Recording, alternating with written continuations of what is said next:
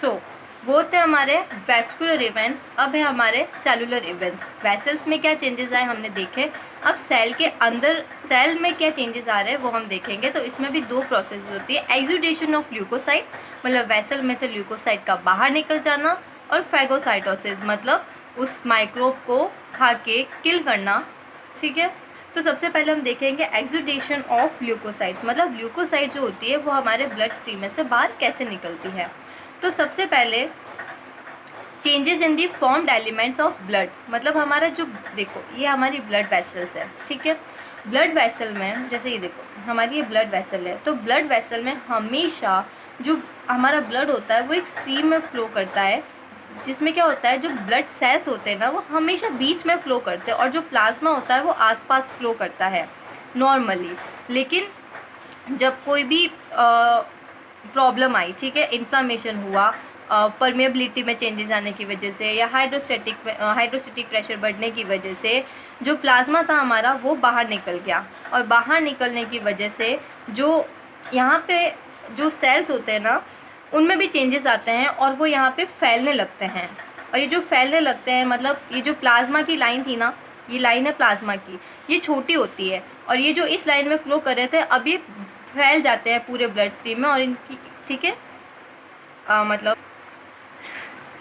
तो ये सेल्स फैल गए वेसल के अंदर, जिसको बोलते हैं मार्जिनेशन मतलब ये मार्जिन की तरफ जाने लगे। तो पहली टर्म है मार्जिनेशन। दूसरी टर्म आती है पेवमेंटिंग। पेवमेंटिंग का मतलब क्या होता है, जो न्यूट्रोफिल्स होते हैं ना वो हमारे वेसल वॉल की तरफ जाने लगते हैं और वेसल वॉल की तरफ आ गए, इनको हम बोलते हैं पेवमेंटिंग। न्यूट्रोफिल्स का वेसल वॉल की तरफ आना इज़ पेवमेंटिंग, सारी सेल्स का बिखर जाना ब्लड में इज़ मार्जिनेशन, मार्जिन की तरफ फैलना इज़ मार्जिनेशन। ओके, दूसरी टर्म आती है रोलिंग एंड अधेशन। इसमें क्या होता है ना, जब देखो जब अब हमारी न्यूट्रोफिल है ये हमारे मार्जिन पे आ गई, मार्जिन पे आने के बाद ये एक एंडोथेलियल सेल से दूसरे एंडोथेलियल सेल रोल करती है, और इस रोलिंग को हम कहेंगे, इस फेज़ को हम कहेंगे रोलिंग फेज़। फिर ये जाके एक जो एंडोथेलियल सेल होता है उसके जाके चिपक जाती है, अधेर हो जाती है, जिसको हम बोलते हैं अधेशन फेज़। रोलिंग और अधेशन फेज़ को कौन करवाता है, वो होते हैं सेल अधेशन मॉलिक्यूल्स। अब ये कैसे करवाते हैं, तो सबसे पहला सेल अधेशन मॉलिक्यूल मतलब CAMs, ठीक है, कैम्स। तो सबसे पहला होता है इसमें सेलेक्टिन। तो जो सेलेक्टिन होता है ना वो हमारे जो ये देखो ये हमारे एंडोथेलियल सेल्स है, ठीक है। सेलेक्टिन जो होता है हमारे एक्टिवेटेड एंडोथेलियल सेल्स में प्रेजेंट होता है, ठीक है, और ये लैक्टिन्स का बना हुआ होता है। और इनका रोल क्या होता है कि जो हमारे न्यूट्रोफिल्स होते हैं इनके ऊपर ग्लाइकोप्रोटीन्स और ग्लाइकोलिपिड्स होते हैं, इनको रिकॉग्नाइज करता है ये और अपने ऊपर चिपका लेता है। ओके, अब सेलेक्टिन भी हो ना 3 टाइप के होते हैं, P, E and L। P और E जो होते हैं ना वो हमारे एंडोथेलियल एक्टिवेटेड एंडोथेलियल सेल्स में प्रेजेंट होते हैं और ये रोलिंग करवाते हैं न्यूट्रोफिल की अपने ऊपर। जो L टाइप होता है ना ये हमारे न्यूट्रोफिल्स में प्रेजेंट होता है, ठीक है। दूसरा आता है इंटेग्रिन। तो जब देखो हमारे ल्यूकोसाइट को कुछ भी गड़बड़ होती है ना हमारे बॉडी में, तो वो सेंस कर लेते हैं कि कुछ प्रॉब्लम है। तो जब वो डिटेक्ट कर लेते हैं कुछ प्रॉब्लम है, तब वो एक प्रोटीन एक्सप्रेस करते हैं जिसको हम बोलते हैं इंटेग्रिन, ठीक है। और उधर ही हमारा जो एंडोथेलियल सेल होता है वो भी एक प्रोटीन एक्सप्रेस करता है जिसको हम बोलते हैं इंटेग्रिन लाइगेंड। तो ये इंटेग्रिन और ये इंटेग्रिन लाइगेंड बाउंड हो जाते हैं बहुत ही टाइटली, एक दूसरे को रिकॉग्नाइज करने के बाद ये बहुत ही टाइटली बाउंड हो जाते हैं, ठीक है। सो अडेशन कौन मीडिएट करता है, हमारा इंटेग्रिन।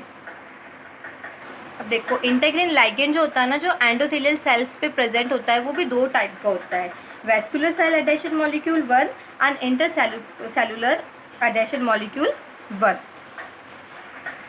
और ये दोनों ही क्या करते हैं, टाइटली बाउंड करवाते हैं ल्यूकोसाइट को एंडोथेलियल सेल से। अब हमारा न्यूट्रोफिल जो है वो बाहर कैसे निकलता है, तो ये बाहर निकलता है स्क्वीज़ करके, ठीक है। तो जब ये स्क्वीज़ 2 एंडोथेलियल सेल्स के बीच में से स्क्वीज़ करके बाहर निकलता है, और ये जब बाहर स्क्वीज़ करके बाहर निकलता है तो ये हमारी बेसमेंट मेम्ब्रेन होता है उसको भी थोड़ा सा डैमेज करता है, कुछ कोलेजिनेस रिलीज़ करके, ठीक है। और ये जो मूवमेंट होता है न्यूट्रोफिल का बाहर की तरफ स्क्वीजिंग करके, इसको डायपेडेसिस भी कहते हैं और ट्रांसमाइग्रेशन भी कहते हैं। और ये जो प्रोसेस होती है ल्यूकोसाइट्स की स्क्वीज़ करके बाहर निकलने की, ये सेट्स ऑफ प्रोटीन्स होते हैं ल्यूकोसाइट में और एंडोथेलियम सेल में, वो इसको मीडिएट करता है और उसको हम बोलते हैं platelet endothelium cell adhesion molecule 1। अब जब हमारी ल्यूकोसाइट जो होती है वो एक्स्ट्रा सेलुलर स्पेस में आ गई, तो अब वो जो माइक्रोब होगा, जो भी बैक्टीरिया हो गया, उसकी तरफ मूव करेगी और उस मूवमेंट को हम कहते हैं कीमोटैक्सिस, ठीक है। कीमोटैक्सिस कैसे होता है? जो कीमो अट्रैक्टेंस होते हैं वो माइक्रोब्स पे प्रेजेंट होते हैं और वो हमारी कीमोटैक्सिस करवाते हैं। कैसे करवाते हैं?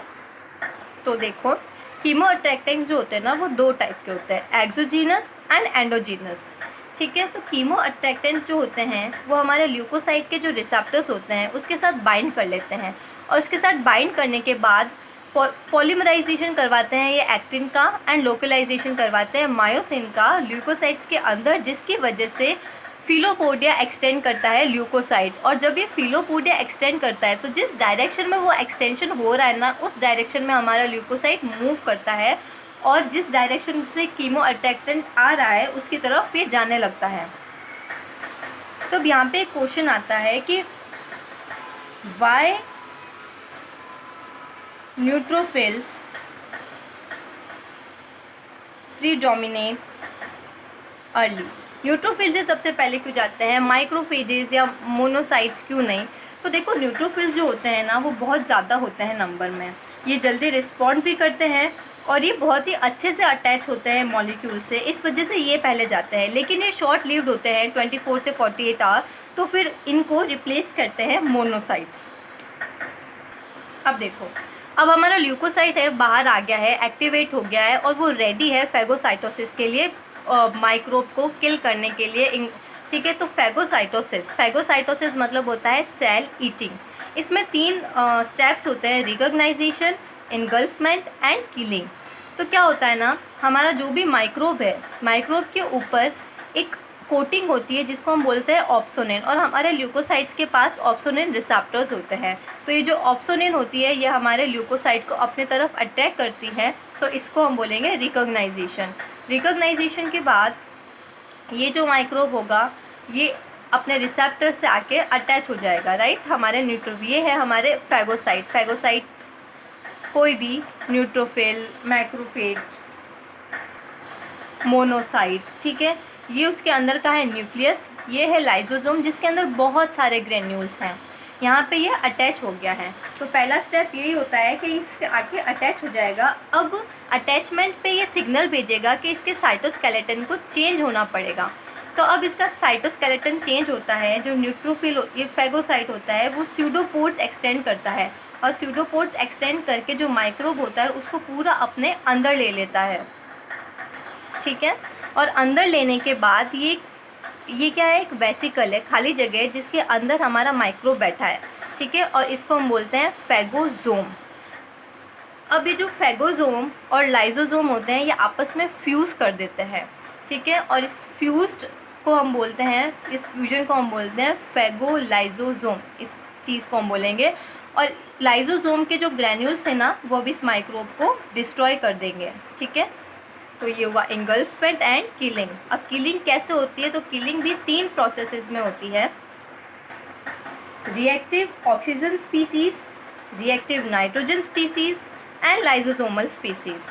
तो सबसे पहले हम देखते हैं रिएक्टिव ऑक्सीजन स्पीसीज। ये मीडिएट करती है NADPH ऑक्सीडेज, जिसको हम फेगोसाइट ऑक्सीडेज भी कहते हैं। तो ऑक्सीजन जो होती है वो NADPH ऑक्सीडेज की प्रेजेंस में सुपर ऑक्साइड एनायन में कन्वर्ट हो जाती है और ये क्या हो रहा है, रिडक्शन। और NADPH खुद ऑक्सीडेशन करके NADP+ बनाता है, ठीक है। उसके बाद स्पॉन्टेनियस डिसम्यूटेशन होता है ये सुपर ऑक्साइड का, और ये कन्वर्ट होता है H2O2 मतलब हाइड्रोजन पर ऑक्साइड में। तो ये देखो, ये जो पूरी प्रोसेस है ना ये हमारे न्यूट्रोफिल के अंदर हो रही है, राइट। और हमारे न्यूट्रोफिल के जो ग्रेन्यूल्स होते हैं उनमें माइलोपर ऑक्सीडेज हमें मिलता है। माइलोपेरोक्सीडेज जो होता है ना, ये बहुत ही इंपॉर्टेंट होता है किलिंग प्रोसेस के लिए। सो माइलोपेरोक्सीडेज क्या करता है, हैलाइड की प्रेजेंस में, हैलाइड क्लोरीन की प्रेजेंस में वो हाइड्रोजन पर ऑक्साइड को हाइपोक्लोराइट में कन्वर्ट कर देता है और यहाँ से H2O निकल जाएगा, ठीक है, और ये हाइपोक्लोराइट बना देगा। तो इसको हाइड्रोजन पर ऑक्साइड, माइलोपेरोक्साइडेज एंड हैलाइड को, इस पूरे को हम बोलते हैं H2O2 MPO halide system. And this is the most potent bactericidal system of neutrophils. अब है कि हाइपोक्लोराइट तो बन गया, लेकिन ये किल कैसे करेगा माइक्रोब्स को? तो दो प्रोसेस से किल करता है, हैलोजिनेशन या ऑक्सीडेशन। सो हैलोजिनेशन में क्या होता है, जो हैलाइड होता है ना, वो माइक्रोब्स के सेलुलर कंपोनेंट्स के साथ बाइंड करके उसको डिस्ट्रॉय कर देगा, या उसकी जो सेल मेम्ब्रेन है उसका ऑक्सीडेशन कर देगा और उसको डिस्ट्रॉय कर देगा। और हाइपोक्लोराइट के अलावा जो H2O2 होता है वो OH+ मतलब हाइड्रोक्साइल रेडिकल्स में भी कन्वर्ट होता है, और जो भी एक अच्छे डिस्ट्रक्टिव एजेंट्स होते हैं, ठीक है। अब इसका क्लिनिकल सिग्निफिकेंस क्या है कि जिसमें इनहेरिटेड डेफिशिएंसी है माइलोपेरोक्सीडेज की, वो बहुत ज़्यादा ससेप्टेबल होते हैं इन्फेक्शन में, उनमें इन्फेक्शन होने के बहुत चांसेस होते हैं। क्यों? क्योंकि उनमें जो हाइड्रोजन पर ऑक्साइडेज है वो कन्वर्ट नहीं हो पाएगा। अगर वो कन्वर्ट नहीं हो पाएगा तो बैक्टीरिया को वो किल नहीं कर पाएगा, जिसकी वजह से उनका इन्फेक्शन बढ़ने लगेगा। तो अब दूसरा है रिएक्टिव नाइट्रोजन स्पीसीज, ठीक है। इसमें जो नाइट्रिक ऑक्साइड होता है वो किल करता है माइक्रोब्स को, सेम वैसे ही जैसे कि रिएक्टिव ऑक्सीजन स्पीसीज करता है। तो इसमें जो नाइट्रोजन ऑक्साइड होता है वो सुपर ऑक्साइड के साथ मिलके एक पर ऑक्सीनाइट्रेट बनाता है, और ये जो पर ऑक्सीनाइट्रेट होता है ये हाईली रिएक्टिव होता है, हाईली रिएक्टिव फ्री रेडिकल होता है। इनके अलावा किलिंग के लिए कुछ और भी मैकेनिज्म्स होती है, जैसे कि ल्यूकोसाइड ग्रैन्यूल्स कंटेंट। तो इसमें क्या होता है, सबसे पहले जो बैक्टीरिसाइडल परमेबिलिटी होती है, बैक्टीरिसाइडल परमेबिलिटी इंक्रीजिंग प्रोटीन्स जो होते हैं, लाइजोसोम्स, मेजर प्रोटीन एंड डिफेंसिव्स जो होते हैं, वो माइक्रोब्स को किल कर देते हैं, ठीक है। जैसे कि डिफेंसिव्स होते हैं तो वो माइक्रोबियल मेम्ब्रेन में होल करके उनको किल कर देंगे, ठीक है, टॉक्सिक सीक्रेट्स करके उनको किल कर देंगे। तो ऐसे अलग अलग मेथड्स होता है। और दूसरा होता है न्यूट्रोफिल एक्स्ट्रा सेलुलर ट्रैप्स। इसमें क्या होता है, सेल के बाहर जो न्यूट्रोफिल्स होती है वो एक फिब्रिलरी ट्रैप्स बनाती है, जिसके अंदर वो माइक्रोब्स को पकड़ लेती है और उनको स्प्रेड होने से रोक देती है और उसको डिस्ट्रॉय कर देती है। सो ये था हमारे इन्फ्लामेशन में एक्यूट इन्फ्लामेशन।